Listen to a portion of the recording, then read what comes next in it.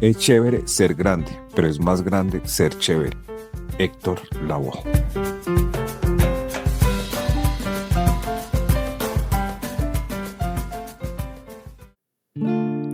Se marchó y no supieron nada.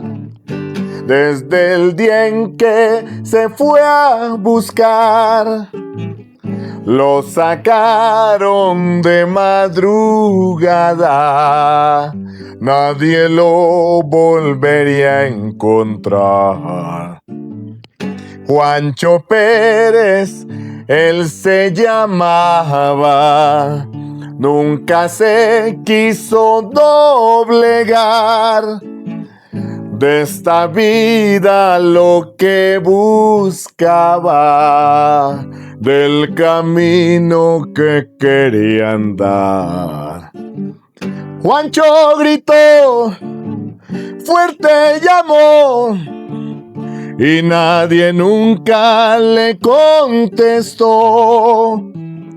En el pueblo ya oscurecía y su voz desapareció.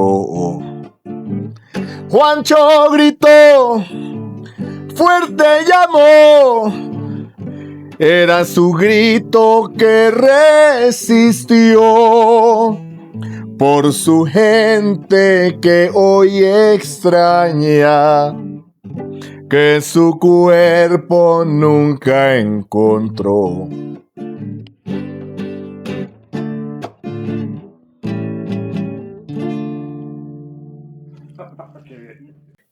Buenos días, mi nombre es Edgar Alberto Ordóñez Caviedes, escritor colombiano, autor de la saga de libros llamados Orígenes, y aprovecho para contarles que el tercer tomo ya está por salir, aproximadamente en unos 2 meses ya estará publicado.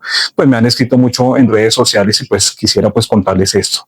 Este podcast se llama El Taller del Maestro, que es una serie de 10 capítulos que estarán enfocados en hacer entrevistas a diferentes actores, gestores, promotores culturales que con su trabajo y dedicación están colocando un importante grano de arena a la sociedad. Desde música y literatura hasta el arte y la cultura, estaremos explorando los diferentes retos, luchas, trabajos de estos importantes gestores culturales. Hoy estamos aquí en la segunda parte de la entrevista con este señor que se llama Petrit Vaquero. Pues Petrit, hola Edgar, buenos días otra vez. Sí, bien, porque la vez pasada me quedé picado con ganas de seguir hablando. Y de pronto, así como van las cosas, nos va a tocar hacer una tercera y una cuarta. Una tercera. Si hay presupuesto, los patrocinadores están dispuestos a eso. Vamos, hay que hacer unas llamadas para conseguir el presupuesto, perfecto. Yo creo que sí se puede. Pero creo que bien, sí. Excelente. Se puede hacer. Excelente. Bueno, en el programa pasado, pues exploramos varias cosas de Petrit. Bueno, sus orígenes en la literatura, que lo había aspirado a escribir. Hablamos un poco también del documental de Popeye. Sí. John Jairo Velázquez. Vea cómo son las cosas. Hablamos de su trabajo. Estaba faranduleando mucho. Ahora en las leyes politiqueras en las redes sociales. Sí, no, y lo de los libros también. No, en las redes y en algunos programas por ahí. Sí, lo he visto. Me han preguntado. Y bueno, he dado pues mis opiniones políticas que obviamente tienen bastante complejo en eso. No, y tienen una tendencia y una ubicación específica en un espectro político, pero pues con elementos, ¿no? Y con argumentos, que eso es lo clave. Y con respeto. Sí, con respeto y tratando de entregar elementos sobre primero analizando lo que está pasando. Sí. Contextualizando lo que está ocurriendo en Colombia, no solo en la misma Colombia, sino también como fenómenos a nivel mundial, pero por supuesto también observando lo que puede ocurrir, claro, y lo que puede ser, y lo todos que puede ser más beneficioso, todos los escenarios posibles. Y al final, pues de todas formas, para el que es analista político, al que escribe sobre la realidad, no deja de ser interesante, pase lo que pase. Sin embargo, uno obviamente también opina con base en elementos concretos lo que puede ser mejor o no para la sociedad. Para nuestra Colombia. Exactamente. Bueno, hablamos también de eso, hablamos del CINEP, de su paso por el CINEP. Sí, que nos tocó mucho. Un breve fragmento del trabajo que usted hace que hizo con la Comisión de la Verdad. Sí. Lo tocamos un poquito, pero pues se nos quedaron muchísimos temas en el tintero. Claro. Entonces yo le pedí a Petrit desde pues, hace varias semanas que nos hicieron una recomendación de libros, de varios libros que posiblemente le hubieran influido a él. Entonces yo le dije que me tuviera 5 libros, ¿sí? Pero él me trajo más de 25, No, es que 30 libros. empiezo a buscar y pues yo digo, pero ¿cómo no va a estar este? ¿Cómo no va a estar este otro? Y son muchos los libros que me han influido. Claro. En diferentes momentos de la vida también. Entonces, pues como no podemos hablar de todos ellos en este momento, ¿No? vamos a hacer un jueguito que está muy de moda en estos momentos en redes sociales. ¿En TikTok? Bueno, ¿Usted tiene TikTok? Casi no utilizo TikTok. Yo no sé cómo funciona eso. Yo soy muy malo con las redes sociales, pero debería. Yo Instagram no le tengo el tiro. Yo soy puro Facebook. Yo X, la antigua Twitter, no tengo tampoco. Pero bueno, hay que experimentar. Toca hacerle. Entonces el jueguito es eso. Todos esos libros que están acá, usted usted dice que le incluyeron en Y su me libro. faltaron, seguro. Entonces, ahora veo y... mire, nos está recomendando bandoleros, gamonales y campesinos. Sí, el caso de la violencia. bueno, no vamos en orden. Vamos Sí. Usted los va sacando, perfecto. Sí. Y Asimov. Fundación de Isaac Asimov. De Isaac Asimov. ¿Con cuál de estos dos se queda? No, es que son dos cosas diferentes, porque es que Fundación es uno de los primeros libros, entre Sí. comillas, serios que yo leí. Sí. No, o sea, libros que no tenían ilustraciones, digamos, no tenían muñequitos, que ahí también puse libros con ilustraciones, que fueron mis primeras lecturas realmente. Sí. Y es espectacular, o sea, Isaac Asimov es uno de los grandes autores de la denominada Edad de Oro de la ciencia ficción. Sí, Prácticamente, yo no diría de los que se la inventaron, pero sí de los que popularizaron la ciencia ficción. Y además con una mirada del mundo optimista, ¿no? Sí. Esto después hubo otras tendencias de la ciencia ficción, el cyberpunk, bueno, el steampunk, es decir, un montón de tendencias que también son muy interesantes y que el mismo cine, la misma música, los videojuegos también han desarrollado. Pero el que quiera leer ciencia ficción tiene que tener a Isaac Asimov como alguien fundamental. Y Fundación es el primer libro, es un libro de los años 40 que se escribe en el contexto de la caída de un supuesto imperio galáctico que está en un futuro lejano, ¿no? Okay. Donde la humanidad ya ha conquistado grandes, las galaxias en muchos lugares. Y es una analogía con lo que ocurrió con el imperio romano. Okay. Aunque también uno puede decir que en estos momentos donde hay una crisis imperial, donde Estados Unidos, que pienso yo, está ejemplificando, manifestando todos los elementos de una caída, de perder la hegemonía mundial, pues yo creo que este libro es fundamental. Es maravilloso, muy bien escrito. Está recomendadísimo. Recomendadísimo. Bandoleros, gamonales y campesinos. Y claro, y no puedo ponerlo por encima porque es que este es un libro de una naturaleza diferente. Obviamente yo lo leí mucho después, ya en la universidad. Y Bandoleros, Gamonales y Campesinos, de hecho, me sirvió a mí mucho, un poco para estructurar mi primer libro, que es El ABC de la Mafia, que es sobre el cartel de Medellín. Este libro de Gonzalo Sánchez y Donny Mertens es precisamente sobre los bandoleros de los años 50, en el contexto de la violencia liberal conservadora Sí. que existió y hace, de cierta manera, unos estudios de caso, unos análisis, y por aquí están los libros de Eric Hobsbawm también. Sí. Se habla de los bandoleros, se habla de muchas cosas, se basa mucho, y de hecho, Eric Hobsbawm le hace el prólogo, se basa mucho como en los criterios y en los parámetros de Hobsbawm para analizar a estos personajes de la violencia de los años 50 que son característicos y cuyos herederos todavía protagonizan la violencia en Colombia. Es un gran libro. Esto va a ser una clase de relámpago de literatura. Sí, sí. Por lo que veo. Entonces tenemos acá esto. Los que vamos a presentar son totalmente diferentes. Ahí los va cogiendo, sí. Pero los está cogiendo al azar. Entonces tenemos aquí a Truman Capote con Sangre Fría. Sí. Y a un escritor que me parece espectacular que se llama Álvaro Salón Becerra. Sí, sí, sí. Espere que eso. Que no sale como Duque cuando lo pueda leer y que salía con el libro al revés. Bueno, rápidamente, Sangre Fría. No, este es un libro maravilloso que yo lo leí realmente no hace tanto tiempo, lo leí incluso después de publicar mi primer libro.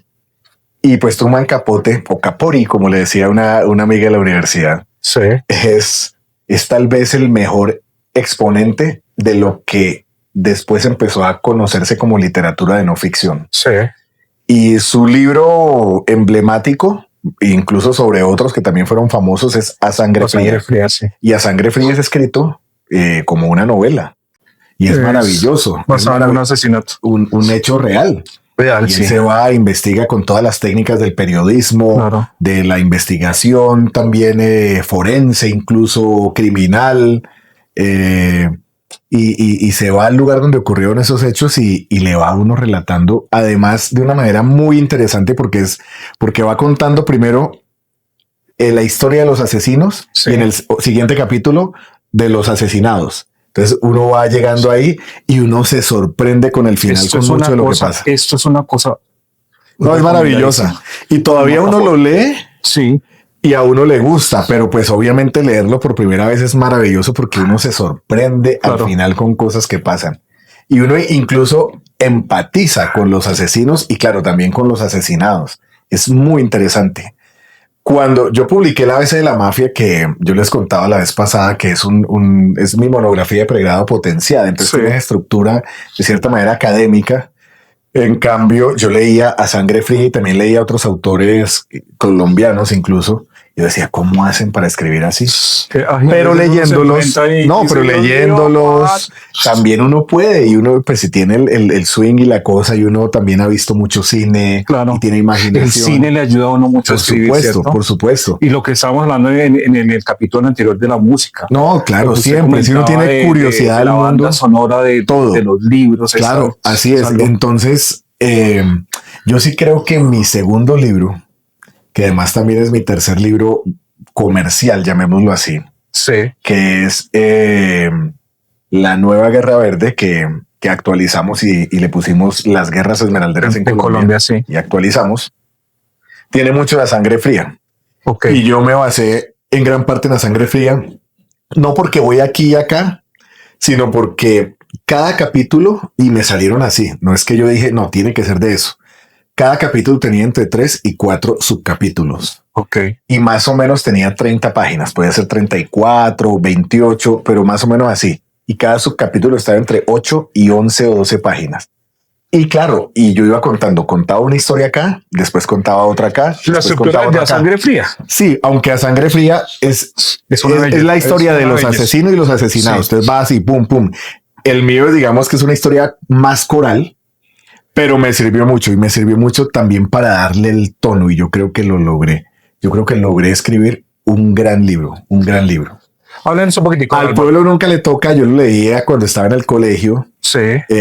y me encantaba. A veces hay autores colombianos que en su momento fueron muy famosos, muy reconocidos y después pasan al olvido. Yo creo que es el caso de Álvaro Sí, Salón Álvaro Becerra. Salón Becerra, Álvaro pero no, bueno, yo cuando hablo con la gente que le gusta la literatura, casi todos. Pero mucha gente, pero sobre todo gente veterana Sí, o que heredaron claro. de los papás eso. En mi caso es De eso. hecho, se recuerda que hicieron una novela de una Simón Torrente. Simeón Torrente ha dejado de beber, por ahí está. De beber, Eso. no, de deber. De deber, sí. Pero a mí, de todos, el primero que leí fue Al pueblo nunca le toca y de lejos es el que más me gusta porque Ok, es además sí, una historia, recomendadísimo una también. historia de las discusiones políticas Sí. de los años, desde yo creo que la década del 10 del siglo XX hasta los años 70. Ok. De un personaje que era, pucha, ahí me olvidaron porque, ¿cómo era que llamaban? Ay, se me fueron los nombres de los protagonistas. Uno era Casiano Pardo, que era el conservador. Baltasar, ¿qué era? No me acuerdo Baltasar qué, pero Baltasar era el liberal y Casiano era el conservador. Y Ok. entonces ellos todos los días se reunían a tomarse sus tragos, a hablar de política y Ok. al final salían Al pueblo siempre, nunca todos le los toca. días, siempre agarrados. Sí. Casiano era un poco más Es como un realista. espejito, ¿no? Claro, el otro era más inocente y soñador, pero al final se dan cuenta precisamente de que al pueblo nunca le toca y Al que los pueblo nunca le políticos, toca. pues siempre hablando en nombre del pueblo, pues cometen muchas Bueno, acá cosas tenemos- tremendas. acá todos estos libros bueno, le esto han sí. incluido Sí, aquí a, sí. a Petri Son Vaquero, clave. nuestro escritor invitado. Ya que estaba Lógicamente porreada es la una carátula, no persona- me he dado cuenta. Sí. Pero bueno, Y eso es nuevo. El túnel de Ernesto Oh, Sabato maravilloso. y La ciudad y los perros. Sí. de Mario Vargas Llosa. Rápidamente, el túnel. No, espectacular. Ese es de los libros que me pusieron a leer. Yo creo que fue como en octavo, por ahí. Sí. Me encantó. Le cuento una diferencia, lo estaba leyendo la semana pasada y todavía sigue siendo una cosa espectacular. A mí me parece espectacular. Hay a veces que se ponen de moda ciertas cosas para decir que Sábato no era bueno. No, hay gente que lo ha dicho y no. A mí sí sobre héroes y tumbas, estamos hablando anteriormente sobre héroes y tumbas. No, pero a mí el túnel me parece que es impactante. El túnel es impactante. Y la manera como el tipo, como el protagonista se va metiendo en el tema, una introspección total de un tipo que está... Pablo Castel se Juan llama. Pablo Castel, que está claramente... pues loco, ¿no? Pero también se encuentra con un contexto que uno a veces se pregunta, bueno, ¿es lo que él se imagina o realmente sí está pasando lo que está pasando? Y María Iribarne, ¿no? Que lo decía Ernesto Sábato en una entrevista a Margarita Vidal, ¿se acuerda de Palabra Mayor? Que decía que, claro, esa era una mujer joven, podía tener 20 años, 22 años, los que fuera, pero parecía una mujer de toda la vida, ¿no? Centenaria y todo eso. Entonces es un libro que me encantó, que me impactó, y precisamente eso de pensar, sobrepensar, analizar.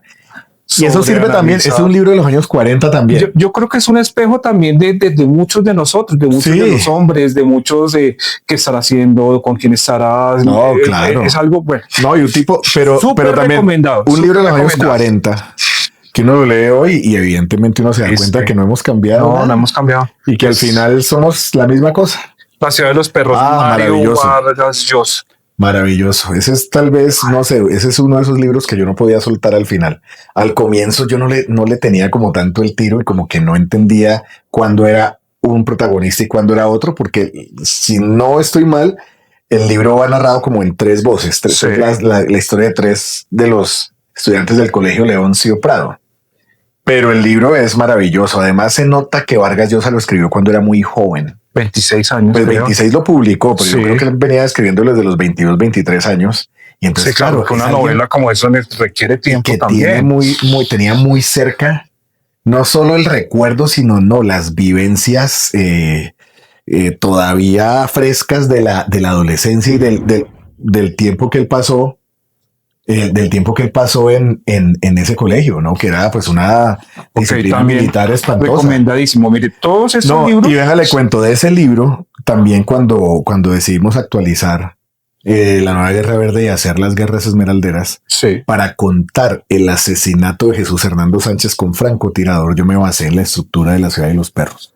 Precisamente en eso. El que ocurrió aquí en el apartamento de Bogotá. El que ocurrió en ese conjunto residencial de casas muy lujosas ahí en el norte de Bogotá.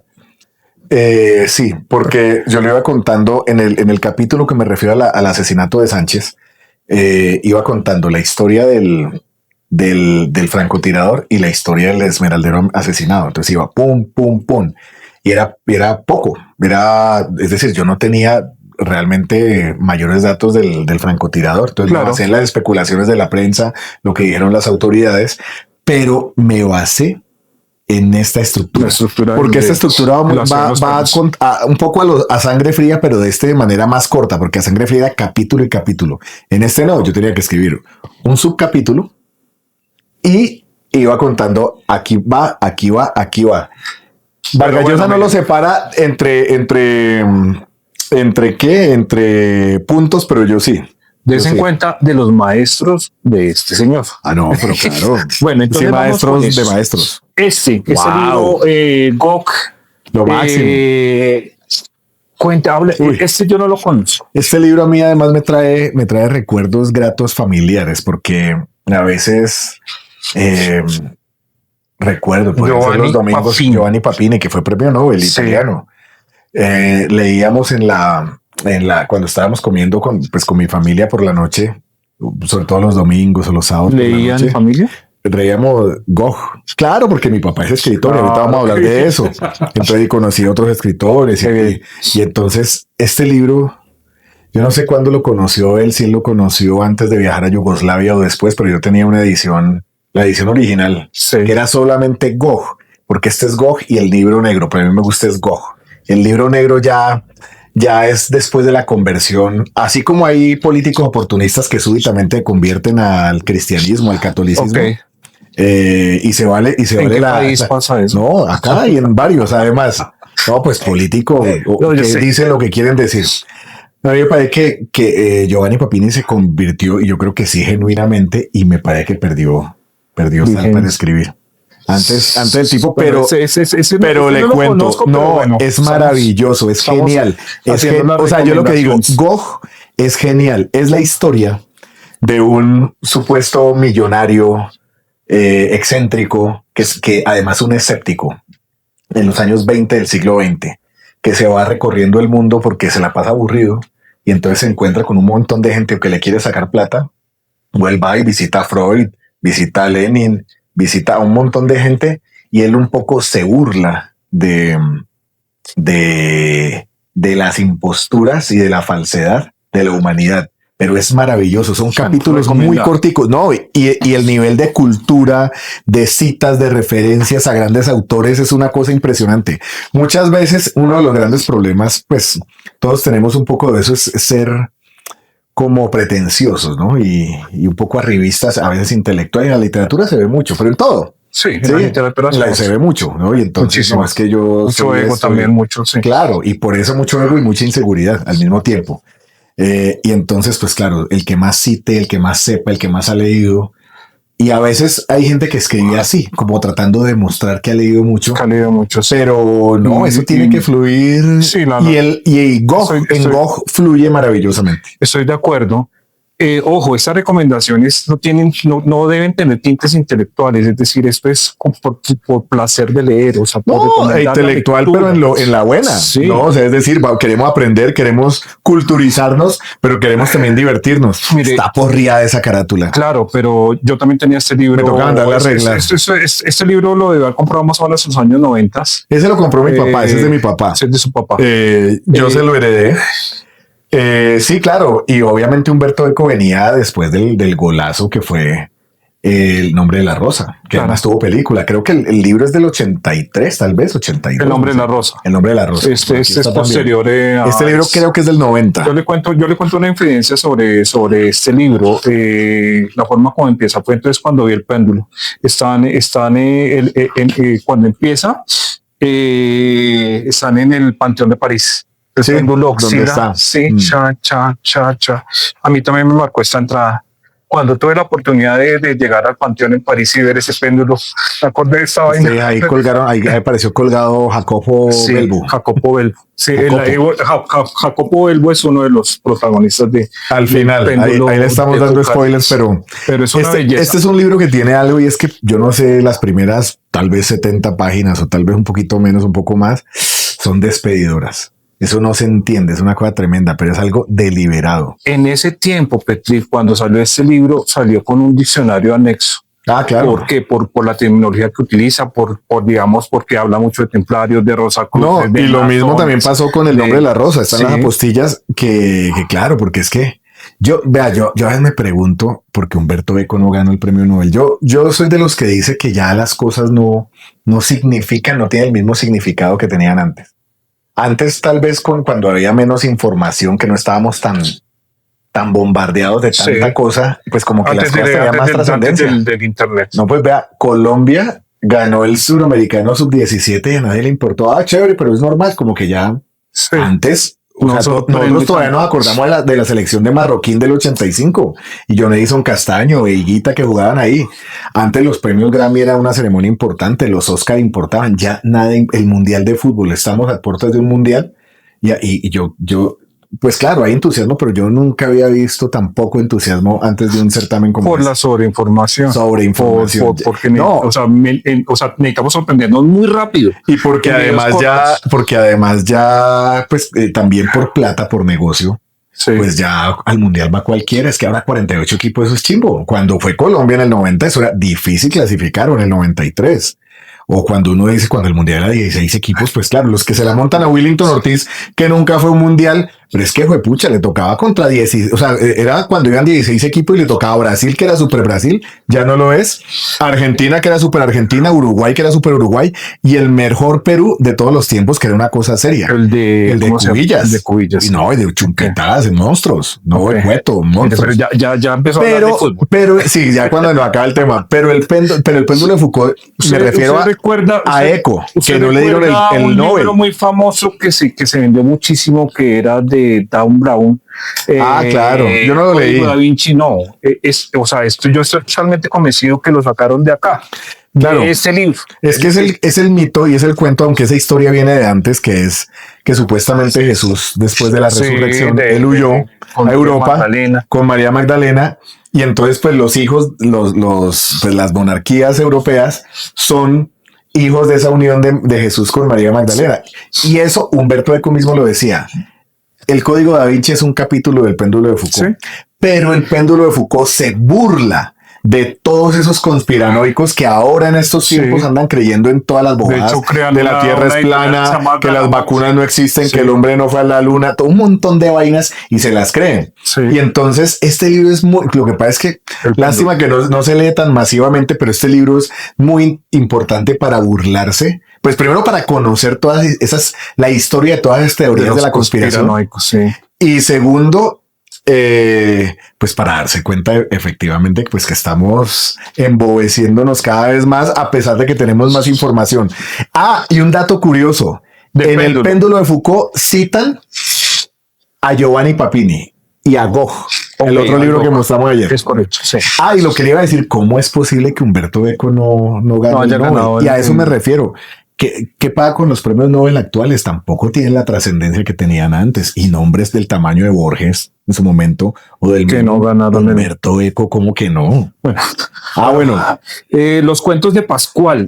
Bueno. Tengo bastante curiosidad porque lo ha recomendado. Antes de llegar acá. Libro es de mi papá. Les cuento la historia. Antes de llegar acá, lo buscó más o menos unos 15 minutos. Sí, porque me lo habían refundido. Porque hay libros en toda parte.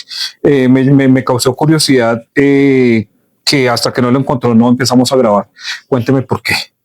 Es un libro de mi papá. ¿No? Mi papá es escritor, pues él es economista y él también es historiador de la Academia de Historia del Meta.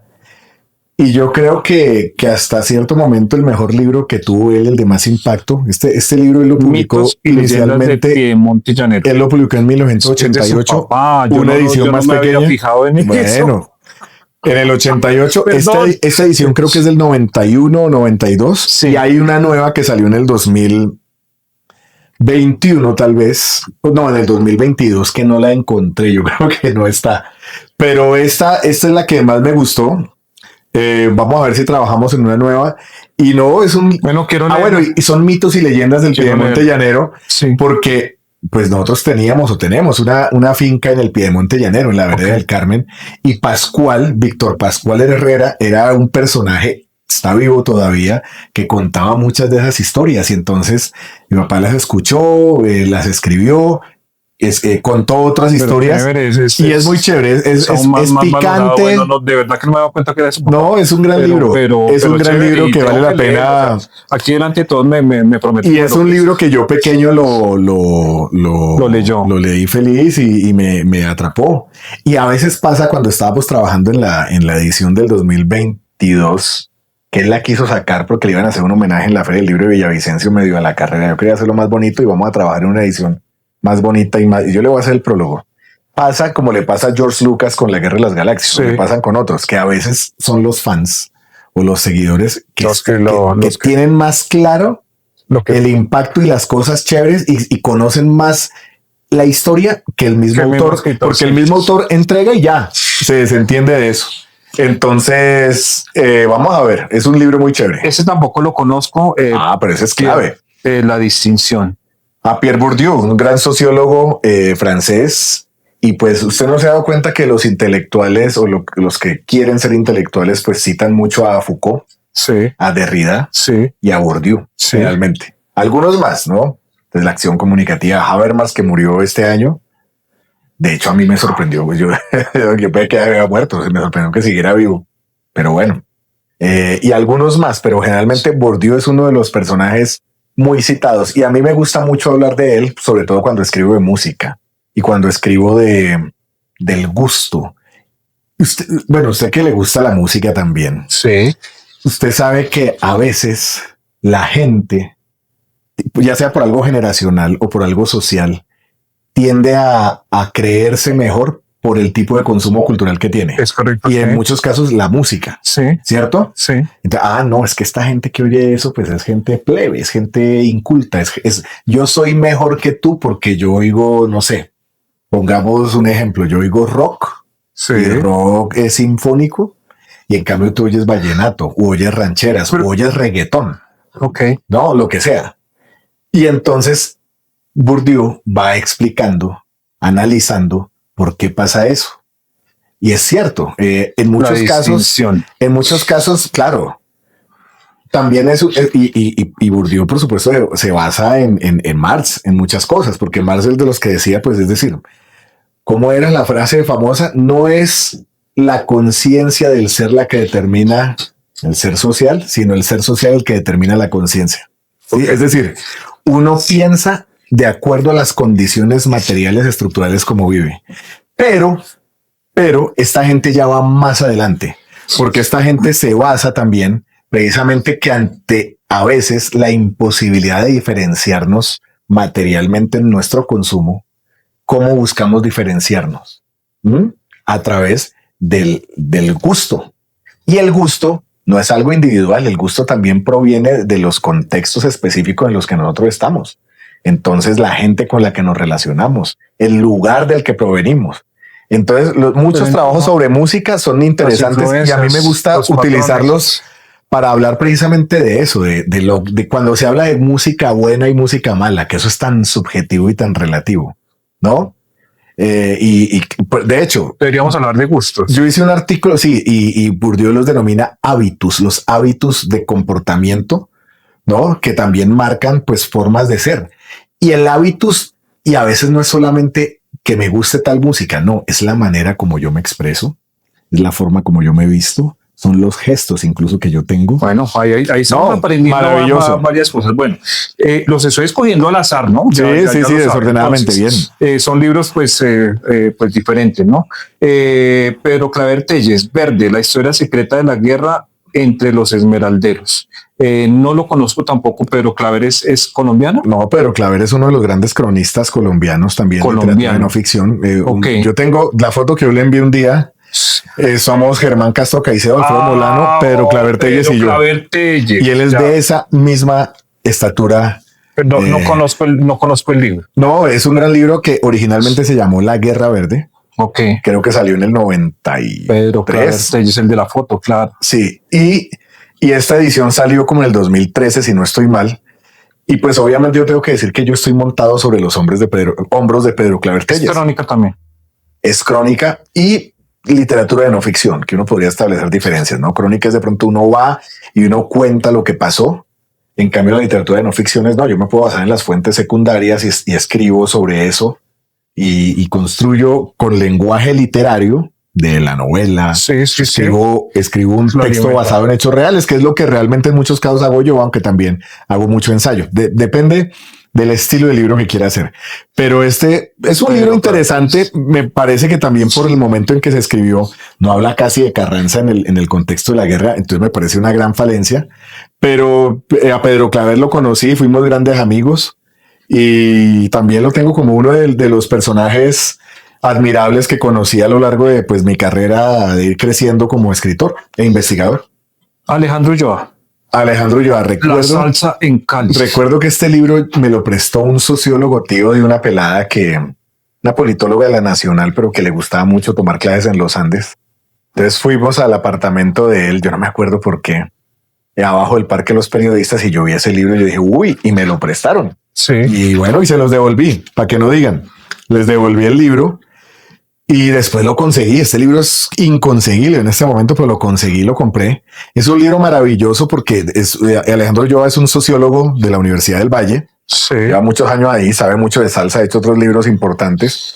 Y este libro pues le va contando a uno el por qué la salsa en Cali, las razones geográficas, políticas, económicas, sociales y culturales para que la salsa, que es una música de todas formas de un origen caribeño, se asentara con tanta fuerza en una ciudad andina, cerca al Pacífico, pero una ciudad andina. Me pareció un gran libro, que bueno, también ha sido también, de cierta manera un buen ejemplo para los textos que yo posteriormente estoy haciendo. Y tenemos uno similar, bueno, de Humberto Valverde también, similar, bueno, digamos en la misma narrativa, digámoslo así, que es Quítate de la vida Perico, Humberto Valverde, maravilloso. Humberto Valverde, otro escritor. ¿Qué tenemos que decir sobre Humberto Valverde? Yo lo descubrí, ¿en qué año fue? Tal vez en el año 2008. No hace tanto, a la hora de la verdad, bueno, ya 18 años. Claro, todo es cumplir 20 años. Todo es según el color del cristal con que se mira. Es correcto. Pero ya cuando uno ya lleva un buen tiempo en el mundo, ya pues uno ve y no es tanto. A la hora de la verdad, uno ve que además que cada vez todo pasa como más rápido, ¿no? Sí. No solo porque ya tenemos más tiempo, entonces nuestro criterio de las cosas es más corto en la temporalidad. Cuando tenía 2 años o no 5 años, pues todo era súper demorado y todo era súper especial. A mí se me hace que está pasando el tiempo más rápido. No, siempre. No sé si y a medida que uno no siempre, pero a medida que uno se va envejeciendo cada vez más rápido, pero también es la sobreinformación que hay. Pero espere, le cuento, Valverde. Sí, yo me quedé donde una amiga una noche y al día siguiente ella se fue a trabajar. Yo me quedé ahí viendo los libros que tenía ella y me encontré con este libro. Quítate la vida Perico. Sí. Y me puse a leerlo y me encantó. Nada más el título me llamó la atención. La canción de Miles River. Sí, de Cortijo y su combo. Okay. Sí. Y lo empecé a leer y me fascinó. Eso es la historia de Cali y prácticamente de Colombia. Ahí está, arranca desde la llegada de los pájaros de la violencia, cuando cae Rojas Pinilla. Sí. Que Rojas Pinilla tenía raigambre conservador, era un general conservador a pesar de que después fue la NAPO y todo eso, y él protegía a los antiguos pájaros y van llegando y entonces se va contando eso, cuando matan al pájaro León María Lozano, al cóndor. Después la explosión en Cali de ese camión con dinamita, que eso acabó con yo no sé cuántas manzanas, que fue una tragedia, y eso va contando lo que es Cali desde las perspectivas también de alguien surgido en el barrio obrero como Humberto Valverde. Y que después también por diferentes... ¿Se conoce a Humberto Valverde? Yo lo conocí, sí, claro. Después, suyo. Pues él murió van a ser creo que 2 años. Ok. Pero claro, nos conocimos y además yo lo conocí porque, como le pasa a uno a veces con ciertos grupos musicales o artistas que uno conoce, uno lo conoce por una canción y dije, ve, tan chévere, y uno se va para atrás. Entonces me pago con él. Este libro es de los últimos libros, sí. Y el último gran libro que hizo él, para mí es una obra maestra. Y entonces después me fui para los de atrás. Bomba Camara es un libro del 72 que es pionero. Que estaba vivo todavía. No, él murió e hice un texto muy bonito sobre él que se publicó en El Espectador. Un texto. Bueno, está bien. Pero el libro es maravilloso porque además habla de la salsa, de los barrios de tolerancia, de la emergencia del narcotráfico de primera generación, después de segunda generación.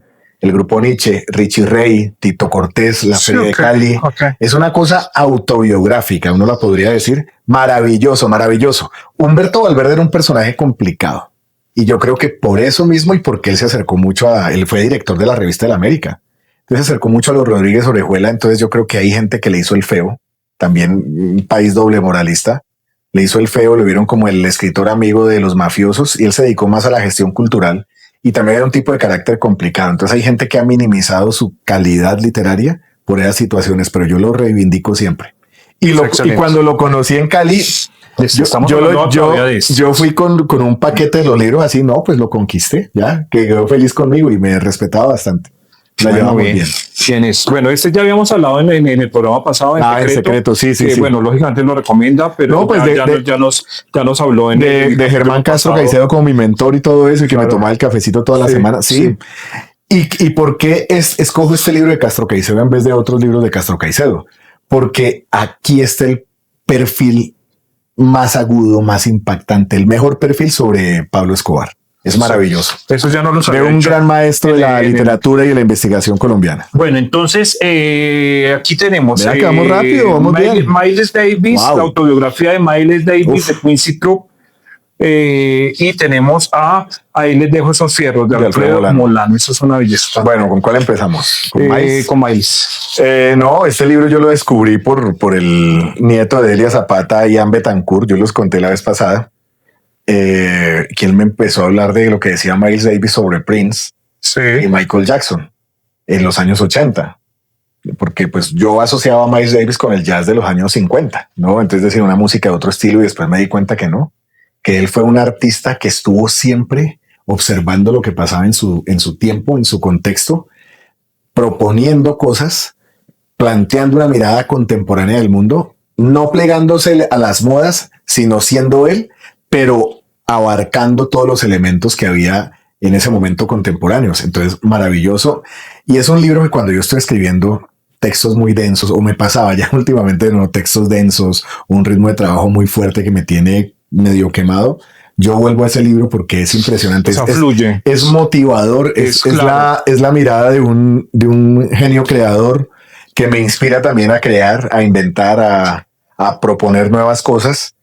Y pues realmente fue escrito por Quincy Troop, pero es en las palabras de Miles Davis. Y algún día a mí me gustaría, vamos a ver si se puede, hacer un libro así, pero sobre René Higuita. No la biografía, sino la autobiografía.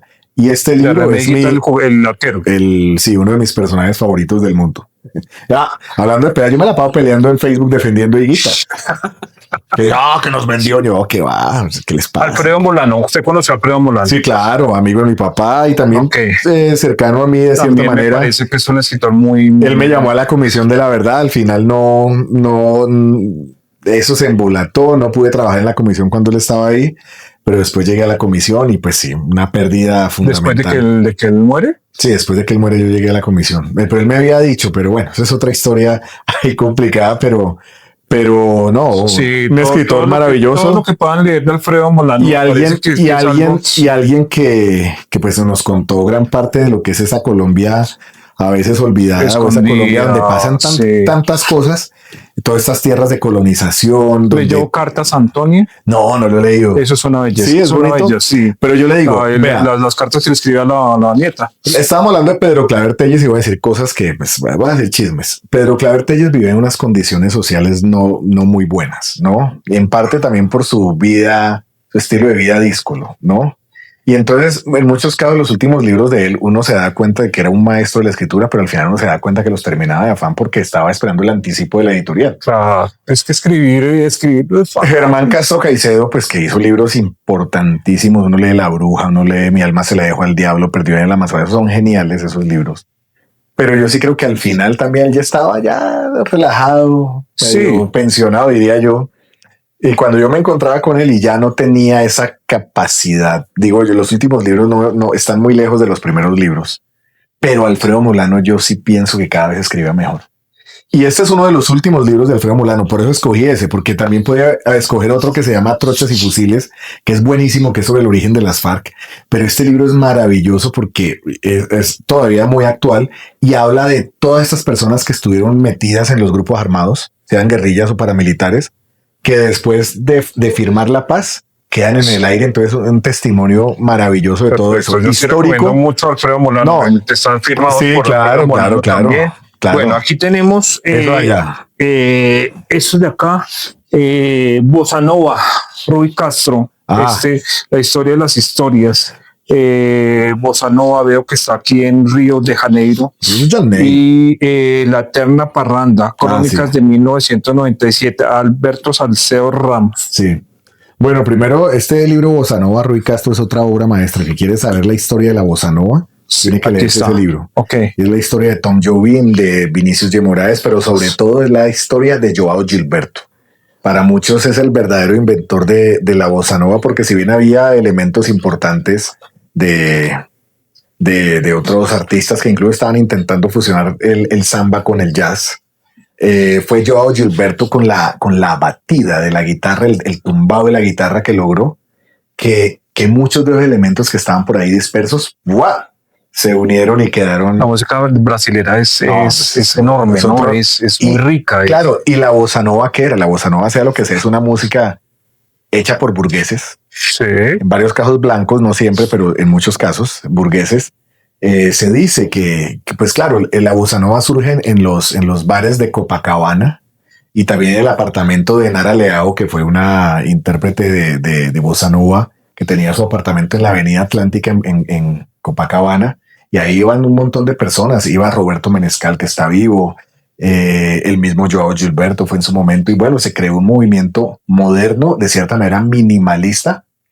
que uno oye todo eso, si después la música se empaqueta, se vuelve una fórmula. La bossa nova en muchos casos volvió música de ascensor o de consultorio odontológico, pero si uno le pone atención a todo eso, uno siente que todavía las letras, las armonías, Sí, la manera de es tocar algo muy rico, o sea. es moderna todavía. Y uno compara eso, volvamos al fútbol. La bossa nova más o menos surge en el 57-58. Eso es el año que Pelé gana la primera Copa del Mundo para Brasil. O sea, pensémoslo. O sea, uno ve esos goles y eso es tiempos lejanísimos. Pelé. O sea, eso ya es prehistoria, sí o no, del fútbol. Haga Pelé, para muchos, por eso es el mejor de la historia para muchos, porque Pelé es como que inventó todo lo que vino después, ¿no? Pero la bossa nova es de esa época, es viejísima, pero aún así 58, suena 59. suena moderna. Esa canción que cantamos en el capítulo, que cantó usted en el capítulo pasado, sí, Mañana de sí. Carnaval, es del 59. Bueno, listo. La Eterna Parranda. No, recomiendo ese libro de Rui Castro, además que tiene muy buen humor, es muy chévere, muy chévere.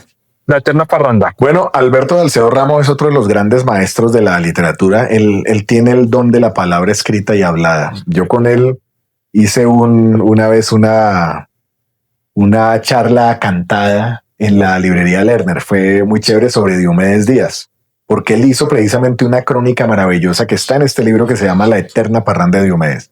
Esta es una recopilación de los textos que él había hecho, las crónicas que había hecho para diferentes medios. Yo la tenía en edición de bolsillo, pero por ahí la encontré en esta edición que me parece más bonita. Y no, pues siempre valdrá la pena leer a un escritor maravilloso como él. A veces me preguntaban, bueno, yo quiero un libro que me cuente lo que es Colombia. Y pues yo siempre pienso, no, pues mi libro, o pienso el libro sobre la violencia en Colombia, ¿no? Entonces la guerrilla o la colonización armada o los paramilitares o los narcos. Y pues claro, yo puedo recomendar mucho esas cosas. Pero también el que quiera conocer verdaderamente lo que es Colombia, no leas La Eterna Parranda de Alberto Salcedo Ramos. Bueno, recomendado. Bien, chévere la recomendación. Sí. Bueno, Claro. nos quedan No, pero eso sí los podemos echar después, que son los últimos. ¿Esos son Va recomendados? este que está abajo. ¿Esos son recomendados? Sí, pues, ¿cómo no? Bueno, también hablamos en el capítulo pasado. No, es que este es Fabio clave. Castillo, Este libro a mí me Los jinetes de la impactó cocaína. fundamentalmente, y obviamente lo tengo que mencionar. Es un libro escrito, lo que yo digo, en tiempo real, Sí. cuando estaban ocurriendo todas esas cosas, pero es un libro muy valiente. Habían asesinado ya a Guillermo Cano, a varios Él periodistas. tuvo que salir exiliado, ¿no? empleados, salió exiliado, Sí. y eso pues lo marcó, y yo creo que cambió mucho su forma de ser y sus cosas. Es un gran libro, todavía hoy en día es un gran libro. Uno lo puede leer y puede ver las cosas diciendo que pues que no, que de pronto tiene un componente muy moralista, lo que sea. No, pero es una maravilla. Bueno, aquí tenemos eso lógicamente no vamos a hablar mucho. No, esto es una colección. Esos son Alibaba, lógicamente, que tiene que ver con las 1001 noches. No, lo que quiero decir es que yo pequeño tenía toda esta colección. Mi papá me la compró. Julio Verne. De muy bonita, de Planeta, que se vendía Tenemos el Sastrecillo Valiente, Sastrecillo Valiente, tenemos el Quijote de la Mancha. lógicamente o sea, esto es Pete niño. Sí, niño, pero niño de 2 años, 3 años. Y por eso Nuevamente, todos esos libros estaban destrozados, estaban pintados, estaban marcados. mire lo que puede influir una lectura en un niño. Ah, sí, un niño como yo. O sea, mire, todavía los guarda por algo. No, esos libros me los tiré, se volvieron nada. Ve, ahí me faltó. No sé, las 1001 noches. No, pues espectacular, maravilloso. Tom Sawyer, Oh. las aventuras de Tom Sawyer. Tenemos, bueno, una canción de Venga, Navidad. déjeme ver esta edición, a ver si es la que está completa. Sí, esta es la que está completa, creo. De Navidad y Sí. que también forma parte de las 1001 noches. No, esto es maravilloso, pero no. En todos los capítulos del taller de maestro hemos tocado las 1001 noches. Ah, O sea, es un libro. no, a mí me impactaron y precisamente pues abrieron la puerta para estudiar muchas cosas, y no, estos no son los originales que yo tenía.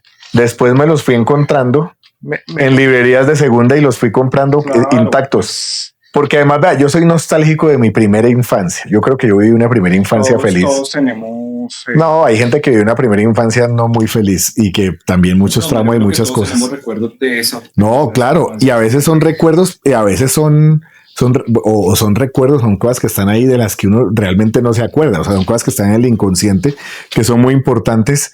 Y yo soy muy, muy nostálgico de la música que oíamos, de los libros que yo leía, de lo que yo veía en televisión, y por eso esto también es tan importante para mí, por eso quería mostrarlo acá. Qué bien. Bueno, el día de Antier. ayer, No, antier. Ah, bueno. leí, No sé qué hizo ayer. leí ay, se me olvidó el nombre, ¿Obituario? no, lo que escribe para el espectador, ¿Un perfil? no, una reseña, Una. Sí. una columna sobre, Que no lo he mandado al espectador todavía. bueno, Lo puse en Facebook. lo coloqué en Facebook, de este libro que se llama Persepolis, Marjan Satrapi. que también hay una película. Yo también conocía. Yo conocí por la película. Que presentaron en ese entonces. Bueno, yo creo que nos tocó a muchos también esa historia. Lo que usted escribió ayer sobre esto me caló mucho, pues también porque usted contaba que vio la película en Medellín. En el Colombo Americano, sí. En Medellín, entonces 2008. Recomiendo esa columna. Hace poquito, en el 2008 también. Sí. Sí. Ya vamos a llegar a 20 años. Recomendamos o recomiendo esta obra y la película. No, es que es maravillosa porque ahí se demuestra precisamente que el arte es capaz de mostrarnos mundos nuevos, de generar identificación. El hecho, por ejemplo, de que sea una novela gráfica o que sea una película animada, pues hace que ese oriente lejano, que como uno ve a Irán, sea visto con unos ojos en donde nos sentimos identificados y decimos, estos que están allá tan lejos, no, son iguales a nosotros. Y yo vi muchas cosas similares en ese contexto. Ella procedente de una familia progresista, los papás intelectuales, que estaban pensando que era posible una revolución democrática en Irán para tumbar al Shah, y lo que se viene es la teocracia terrible de los ayatolás. Entonces es una gran obra que nos hace entender al otro. Y yo creo que por eso es un ejemplo de que el arte sí nos ayuda a comprender a los otros, a sensibilizarnos y a entendernos. Es decir, el arte yo creo que sí es una herramienta, y esto lo demuestra contundente para la construcción de una paz verdadera. Yo recuerdo que cuando vi la película yo me convertí en ella. Es decir, veía, bueno, ella va creciendo. Claro. Y lo va llevando a uno, pues, cuando llega en Austria. Llega primero a Austria, sí. Y en Austria vive en la calle. Sí. Se queda alguna. La historia es bien chévere y yo recomiendo muchísimo. Oiga, yo tengo una canción hablando de la calle. Yo hice una canción para un documental sobre habitantes de calle. Se lo voy a mostrar, me quedó chévere. El último libro. Sí, ahí tenemos las dos ediciones. Son dos ediciones. Esta es la edición de lujo. César Miguel Rondón. ¿Qué tenemos que decir sobre ese libro, Petri? Es un libro maravilloso. Hace poco vi por ahí un texto de una periodista newyorrican, ¿no? Que son descendientes de puertorriqueños nacidos en Nueva York, ya una mujer ya veterana de varios años, que vivió pues toda esa época de la emergencia de la salsa de los finales de los 60 y los 70 en Nueva York, hablando muy mal de este libro, pero me parece que era un testimonio de ella completamente descontextualizado, porque realmente la mirada y lo que plasmó César Miguel Rondón en ese libro sobre la salsa fue maravilloso. Este es un libro de 1980. Sí. Es decir, era un momento en donde la salsa todavía estaba en su apogeo completamente, y todavía estos artistas estaban vivos y creando en su mejor momento. El sello Fania estaba sacando discos. Siembra se había lanzado 2 años antes, 1980, el año que sale Maestra Vida. Es decir, es un momento impresionante, y es la puerta de entrada para muchos que, como yo, pues teníamos curiosidad del tema de la salsa. Incluso yo ese libro ya lo conocí ya cuando había un incipiente, y la edición que circuló realmente es un libro rojo, que yo hasta quería comprarlo también como documento, pero al final dije, ¿para qué? Si tengo la edición pequeña y tengo la edición de lujo. Pero sí, yo me acuerdo, había un portal que era Oasis Salsero, que después se volvió Herencia Latina, Pero este libro fue clave para darme a mí elementos para comprender, entender lo que es la salsa, no solo como música, sino como fenómeno sociocultural e incluso político. Es un libro maravilloso que siempre lo recomiendo. Hay una edición posterior, esta es colombiana de Ediciones B. Hay una edición posterior que sacaron en España bajo el sello Turner, que tiene un prólogo, es lo único diferente, pero pues no, ya con esto ya era suficiente, pero es un gran libro. Bueno, entonces, como ustedes lo han visto, sí, como ustedes lo han visto, este señor, ¿de qué se alimenta un escritor o de qué se nutre un escritor? De todo. Petit describe muy bien. Lógicamente, esto es toda una vida. Antes de cuando llegué acá, yo le dije a... Oh, ¿sabe cuál me faltó? Me acabo de acordar de otro. Vamos a hablar de esto. Ya se nos está acabando el tiempo. Los 40 minutos como que vamos a tener que hacer una tercera sección. Claro, pero con mucho gusto.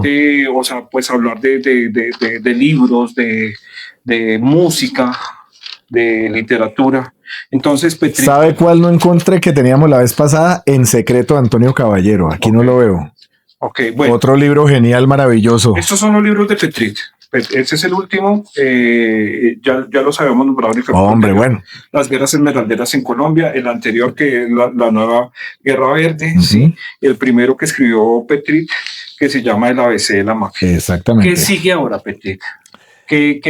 No, pues yo sigo escribiendo muchas cosas, pero... ¿De qué está escribiendo? Ya lo entregué, ya lo terminé, aunque como el libro está en manos de los editores en este momento, sí, y como siguen pasando cosas, sí, entonces sigo metiéndole mano al libro. De hecho, yo entregué el libro el 12 de enero, sí, pero después de varias cositas nuevas que metí, o sea, el libro está muy largo, vamos a ver qué pasa. Tenía en el manuscrito 539 páginas, después quedó de 543 y ayer preciso me puse a meterle mano y ya tiene 544.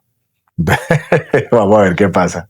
Si lo publican, si me toca cortarle cosas, porque sí, es un libro sobre la historia del narcotráfico en Colombia. ¿Hay algo más en preparación? Es decir, ese libro. Sí, pues ya tengo otro libro casi listo. Yo estuve persiguiendo infructuosamente a Willy Colón, a quien quería entrevistar, porque yo tengo prácticamente listo. Me toca actualizarlo ahora con la muerte de Willy y otras cosas, y voy a ver si consigo la entrevista con Rubén Blades sobre el álbum Siembra. Sí. Pero contar la historia del álbum Siembra es una excusa también para contar la historia de la salsa, para contar la historia de la migración de los latinos y sobre todo los puertorriqueños a Nueva York, para contar lo que pasaba en los movimientos políticos, sociales, culturales de cambio y transformación en el mundo, no solo en América Latina, sino en el mundo. Pues muchas cosas que pasaron, una década rebelde, yo lo decía la vez pasada. Y por supuesto también es la excusa para contar la historia de Willy y de Rubén como grandes artistas creadores, como se decía, caudillos sonoros del continente latinoamericano y del mundo a la hora de la verdad. Geniales. Uy, espere. Bueno, como ustedes lo están viendo, pues es una persona muy rica, bueno, culturalmente, todo lo que... sí, porque plátano, rica culturalmente. Todo lo que nos ha enseñado, bueno, esos son los libros. Aunque bueno, no, esto es plata, eso es de a poquito se va comprando. Esto y los discos. Eso es toda una vida, eso es todo. Claro. Es toda una vida de una persona. Petri, una última pregunta. ¿La música influye en la escritura? Sí, claro, completamente. Y más en mí. Es que absolutamente todo tiene ritmo y todo tiene música, todo tiene armonía y hasta melodía, uno puede decir. Musicalidad. No, y la gente también, el hablar, los acentos tienen una musicalidad, la manera también como uno se expresa, uno tiene un ritmo también para expresarse. Y por supuesto, dependiendo también del momento en el que uno esté, si usted está bailando amacizado con una mujer que le gusta, pues usted no va a hablar ahí a la carrera como estuviera peleando, ¿no? Usted habla más suave. Usted trata de ser más profundo en lo que está diciendo, digo yo, ¿no? O cuando uno está echando un discurso, o cuando uno está respondiendo una entrevista, o cuando uno está hablando por teléfono con un amigo, mamando gallo, todo tiene como un estilo, un ritmo, una musicalidad. O jugando fútbol también, es decir, la manera de dar el pase tiene que ser en el momento ideal. Si usted lo pasa antes, pierde como la sorpresa y la capacidad de lograr una jugada mucho más efectiva. o patear donde tiene que ser y patear el momento que es. Sincronía, el universo es Completamente, frecuencia, por supuesto. vibración. Y en la escritura, pues es así. En la escritura, el lenguaje tiene ritmo y es un ritmo particular, un ritmo literario, ¿no? No necesariamente tiene que ser un libro, un ritmo musical, pero usted necesita lograr que el que lo esté leyendo le entienda Sí. su swing, su flow, su manera de escribir y de contar las cosas para que sea plácido de leer. Hay gente, y hablábamos de la pseudointelectualidad, que busca es precisamente todo lo contrario. Mire que Alfredo, Es decir, ¿dónde mientras está? menos se entienda, pues mejor dicho. Una de las personas que me influyó a mí fue Alfredo Molano. Estaban transmitiendo uno de los informes de la Comisión de la Verdad Sí. en un video y yo estaba escribiendo. Yo decía, madre, ¿cómo cuento esa historia? ¿Cómo lo hago? Y él dijo una frase que me impactó mucho, que yo me pegué de esa frase. Alfredo Molano dijo, la palabra que diremos deberá ser escrita, cuando estaban haciendo los informes de la Comisión de la Verdad, ¿no? Deberá ser escrita para ser entendida y no para ser elogiada. La palabra que diremos deberá ser escrita para ser entendida y no para ser elogiada. A mí me parece que tenía toda la razón, pero ¿quiere que le diga una cosa? Sí, Pero la comisión no hizo eso. la Comisión de la Verdad No, pero bueno, eso no, pues hablé por si trabajé en la comisión y yo aprendí mucho en la comisión y pude entrevistar a gente que no habría podido entrevistar de otras maneras, pero realmente lea los informes de la comisión y dése cuenta de que necesitamos un capítulo para la Comisión de la Verdad. no, pues, pero dése cuenta de que esos textos no son libros No son muy chéveres para leer ni para entender. Es decir, los informes de la Comisión de la Verdad y los textos que ha escrito la Comisión de la Verdad no son libros estilo Alfredo Molano. Bueno. Ni siquiera libros estilo Petrit Vaquero. Se lo La digo. última pregunta, Petri. Ya le había pedido la última. Y se vale la crítica también entendiendo que siempre valdrá la pena luchar por la paz, Claro. que estas organizaciones pues de todas formas sí compilaron y consolidaron un bagaje de información muy grande, pero que tuvieron una gran dificultad. Una, pues que se hizo, que la Comisión de la Verdad se hizo cuando el conflicto no se había acabado. Firmaron la paz con las FARC, pero el conflicto no se acabó en Colombia. Continúa y cada vez es menos fácil de comprender y enfrentar y asimilar. E investigar. Es una cosa. Y dos, otra cosa que siempre he dicho, y es que el gran problema en Colombia es que todo el mundo quiere la verdad, pero la del otro, no la verdad propia. Bueno, Y si la gente no quiere contar la verdad, estamos están fritos. pidiendo tiempo acá, ya nos están pidiendo tiempo. Pero Fresco. ¿Cuánto es? No me preocupe. la última pregunta, bueno, para La última pregunta. Así se llama un cuento maravilloso de Isaac Asimov. Recomendado. Uno de los cuentos más espectaculares que yo he leído. ¿para qué escribir en Colombia? Pues García Márquez decía, para que mis amigos me quieran más. Yo no sé para qué escribir. Vean, yo empecé cantando en esta entrevista y en la primera parte también, contando un poco por qué, pues contando un poco o mostrando un poco que lo mío también es la música y que la música está presente en todo lo que yo hago y siempre hay referencias musicales. Yo escribo sobre música o los títulos del libro tienen letras de canciones, bueno, un montón de cosas. La música está presente en mí y como digo, siempre todo es más chévere con una buena banda sonora, ¿sí o no? Entonces yo realmente, originalmente yo no tenía la necesidad de escribirme, de expresarme a través de la escritura, sino era a través de la música, siempre. Y me parece, y la música es mucho más, me fluye mucho más fácil, pero ya después de publicar el primer libro sobre todo, y que la gente además quería saber lo que yo decía, y qué opinaba, y qué decía, qué afirmaba sobre ciertas cosas, empecé a construir también esa manera de decir las cosas, y ahora a veces pasan cosas y me siento en la obligación de decir algo. Y además siento que si no lo hago, nadie más lo va a hacer como yo lo hago. Entonces lo tengo que hacer. Entonces, ¿por qué escribir? Yo creo que por gusto, por compromiso con uno mismo y con la sociedad, creo yo, y con las personas sobre las cuales uno escribe. Yo hago muchos textos sobre gente que murió y me siento obligado, es como un homenaje que les hago. Y es también, pues, decir, ¿por qué hacemos todo lo que hacemos? Pues porque estamos vivos y queremos sentir que nuestra existencia tiene sentido, Tiene sentido. y que estamos aquí por algo. Y por supuesto porque nos gusta y porque queremos gozar la vida. Y como decía por ahí alguien a quien no he vuelto a ver, pero que valdría la pena volverla a ver, porque queremos vivir sabroso. Y la escritura y la música y bueno, y el fútbol y las mujeres bonitas y la gente interesante y bueno, y la diversidad del mundo, pues siempre serán Es correcto. gratos, chéveres, bacanos para estar Bueno. en la vida, en el mundo, en la realidad. Ya lo vieron acá ustedes, un personaje demasiado interesante.